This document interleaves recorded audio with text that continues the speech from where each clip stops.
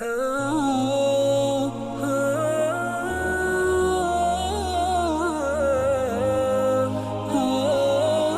this is Shilpa here, and today I want to share a case that has taken me into a fascinating world of remedies that I never thought I would ever use, right?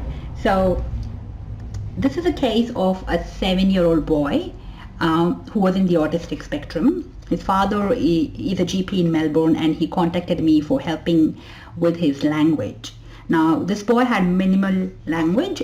He was unable to communicate and interact due to autism.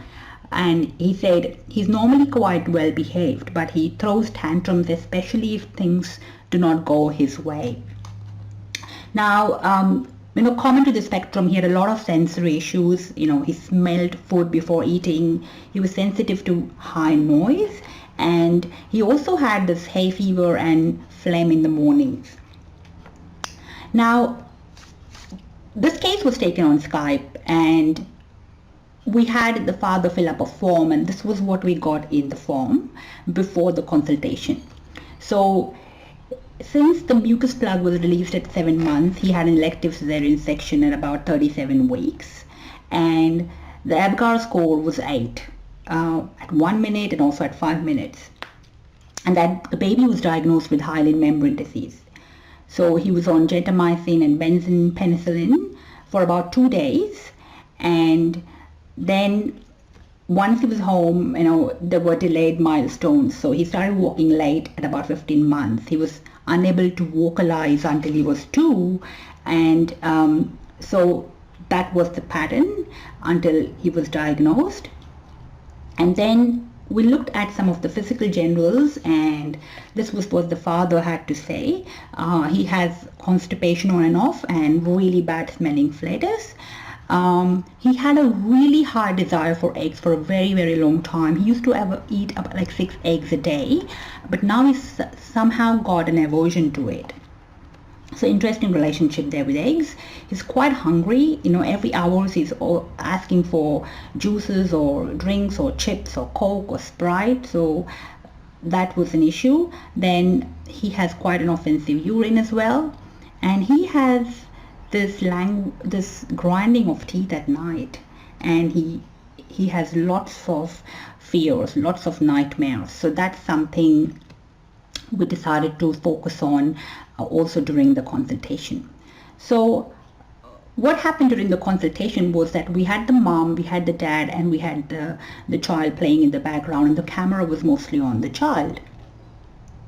And so what was happening was, we had the mom was basically quite silent, and the dad was the one who spoke about the whole case. So he said there's a lot of anxiety, he has lack of confidence, and he says it was basically because he cannot interact. He goes to a special school, and he's quite well behaved at school, but he's very, very stressed in the care. So he's quite scared if other kids try to approach him. And he has a lot of anxiety going to the toilets at the care or even at the school. He holds on for 6 or 9 hours until he's home, and then he goes to the toilet. Energetically, there's a very high energy levels. He grinds his teeth at night, and he cannot sleep alone. He has to sleep with the parents because he has terrible night terrors. And especially if he hears the title song of Who Wants to Be a Millionaire, he would scream, and he goes to the other room and he starts crying. And if somebody dad goes to get him, and he tries and hits his dad and really screams his heart out. So that was what we got from the mentals, right? Now, this was when I decided to look into, because this was something which had started right since birth, I started to look at the conception history of the parents. Now, the mom arrived newly in Australia after she was married, and she did not really want to leave her home and come and marry in a foreign country. She was very insecure, very uncomfortable, and when she came to Australia, they were in a really quiet country town, and she was quite alone. She missed her parents. She was very, very anxious talking with strangers. And that house that, they moved on after that, but she said, I would rather kill myself than I would go back into that house again.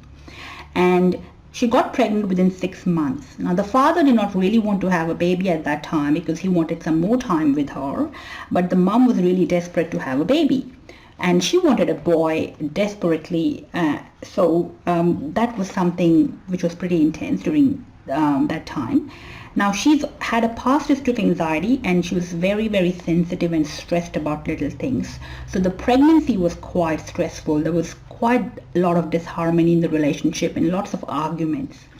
And one particular incident she remembers was when it was a big argument, and she said so angry, she was so angry she wanted to punch her tummy in anger. And then she was speaking with the mom, and the mom said, you cannot remain angry in pregnancy. You cannot express it. You have to keep your anger in. And that was when she, suppressed her anger, and she would scream and cry when her husband was not at home. And she said, we cannot divorce in our culture, but I would shout out and I was relieved. So that was the situation, and she had some suicidal thoughts at times, but that was the intense situation which was going on during, there was a lot of disharmony going on during pregnancy. So what happened was I decided to look into my understanding of the Materia Medica, and there were two remedies coming up very, very strongly. And one was calcarb and another was the macarb. So I was trying to understand the mother and the child here, and there was a lot of resonance in both of them, So you could see that this mom was very fearful, very insecure, very anxious, and did not want to leave her parents' home, and she was extremely forsaken, and there was this extreme fear, panic, and anger. And the child resonated in the same state. So my plan was to start with macarb because of the intense nervousness and anxiety and the forsaken feeling, which was more crucial in macarb than calcarb, according to my Materia Medica understanding. So I gave the child to start with macarb LM1, 2, and 3 as he goes along. And the plan was to look at stramonium in the future as an acute and tuberculinum as an intercurrent, with the past history of infections, antibiotics, and also with the respiratory issues and the allergies that have been going on in the past. And also the whole state of, this anger and tantrums and night terrors. So there was a lot of, this was basically a Kenton approach, and working in layers. That was what I had with, because there was nothing I could go on and get deeper inside, because this was what the case was presented to me at.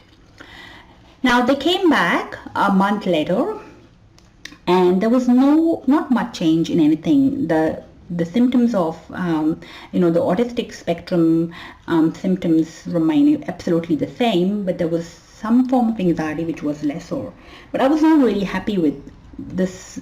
There was something missing here, and my next step was to go to an intercurrent like tuberculinum. But at that point I was working with Isaac on his project, his course on vaccine damage. And I was fascinated with this Materia Medica of vaccine remedies that he was speaking about and talking in detail about, and especially in the autistic spectrum children. And at that point, I decided to look into the DPT picture, because it seemed to really match quite well with this intensity of the child state and the mother state, with the anger and the night terrors and the history of respiratory issues and this extreme, violence, wanting to scream and cry and temper tantrums and punching. That was the part which really resonated very well with the DPT picture. Now, the thing here was there was no history of vaccine damage. There was nothing I could see he was related to. He was vaccinated, but there was no sensitivity or resonance in any way. It did not really start after, the vaccine. Things had started even before that. There was a definite history of mother and child relationship, which was the issue here. So I gave DPD in the hope to clear up some form of an issue at an intercurrent level, and so the picture becomes more clear and I can possibly go on to the next remedy. But what followed was quite interesting. So he was given DPT 200 twice a week, and then this was I think around November in 2015, and then we went away for a break, and we came back, and on January the father writes that he's doing very well. There are more words and more communication, and he's sleeping on his own for at least 5 hours before he goes and goes to his mom's room. And he says there are more interaction and emotions than before. There were some behavioral issues, which is obvious because of the speech problem, because he cannot understand the meaning of commands unless instructed by showing a picture, but there is less negativism than before. So if he's asked to bring something from the kitchen, he would follow, but would get upset, but he's now less annoyed. And on weekends, he wants to go to swimming, saying we have to go to swimming. He's never ever communicated like that before. He's called me daddy for the first time to play with him on the trampoline. So there was like a huge difference here. So we decided to wait and watch and see how he goes and continue. On April 2016, the father writes, he's really improved massively. There are more words. The school has noticed this. There's a jump since November in his progress. This was the time he started on the initial homeopathy.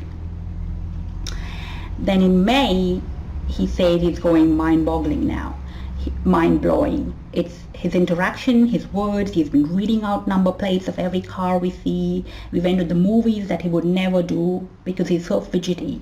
He was fidgety, but he was not disruptive. He's typing things, the Angry Birds movies, to search for them on the net. He's learning all these things himself.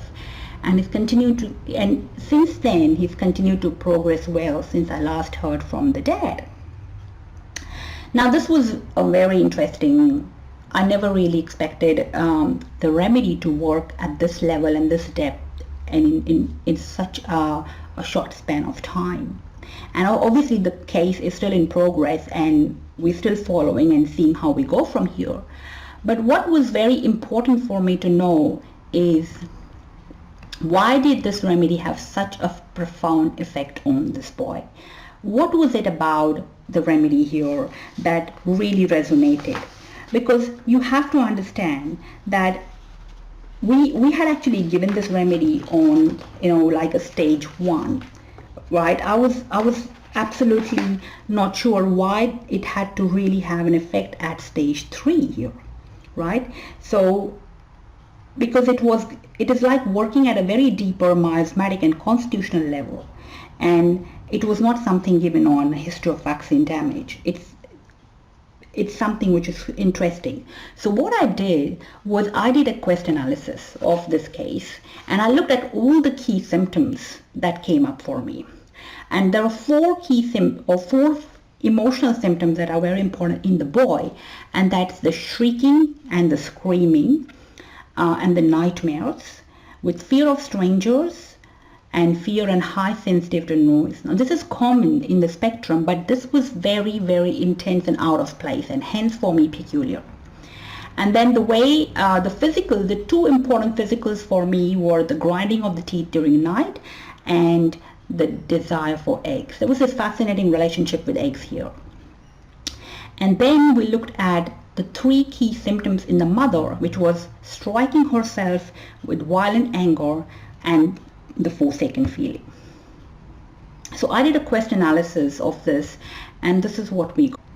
So I put in shrieking, nightmares, strangers, noise, grinding of teeth during sleep, desire for eggs, striking, forsaken, and violent anger, right? And then we look at the remedies here. So calcarb came up, which was going to be my next thought. And then we had tuberculinum coming up here, which was the intercurrent I was looking at. But look at this. There is DPT here. And I was surprised beyond words, because I had never actually looked and considered this. So, and what's fascinating here is we have three nosodes coming so close together, the tub, the cars, and the DPT. And this tells me that this case strongly required a nosode remedy. But DPT here wasn't just a nosode, wasn't just an intercurrent. It was also constitutional for him because it also had all these different symptoms in it, which was fascinating, right? So, and look at this, stramonium coming up. So look, if there was no DPT, and I would have gone with this plan of calcarea and tub and stramonium in the next phase, it would have still done something, right? So, but for me, the key learning from the case is that it's opened up my knowledge to a fascinating world of vaccine remedies here. And thanks to Isaac, who actually opened my eyes to this group of remedies. And the best part is we have enough clinical material to use these remedies beyond just the vaccine damage. And there is something in these remedies that has a strong affinity with the autistic spectrum right from stage 1 to stage 3, as we see here. So that is why this particular remedy had such a profound effect on this boy. And I was looking into the repertorization here and used the same repertorization for but just split them up into different sheets, and I'm using the multi-repertorization here, and look at DPT coming up so strongly. It's coming in low marks, but it covers those rubrics, that all the rubrics that CALC covers, but it's not well represented in the repertoire, and that's why it's coming up in the total score is low. So look at that, screaming, shouting, nightmares, strangers, fearful of noise, the grinding teeth, the desire for eggs. That's fascinating. Striking, suicide, and forsaken. So what I really encourage you to do is you check out these remedies if you're struggling with challenging cases in this spectrum, and if you're looking at giving an intercurrent nosode, think of a vaccine remedy as a nosode. And let me know your thoughts and experiences with the vaccine Materia Medica. I'm quite fascinated, and I love to know yours as well. Thank you very much, and you take care, and let me know your thoughts, and I look forward to them.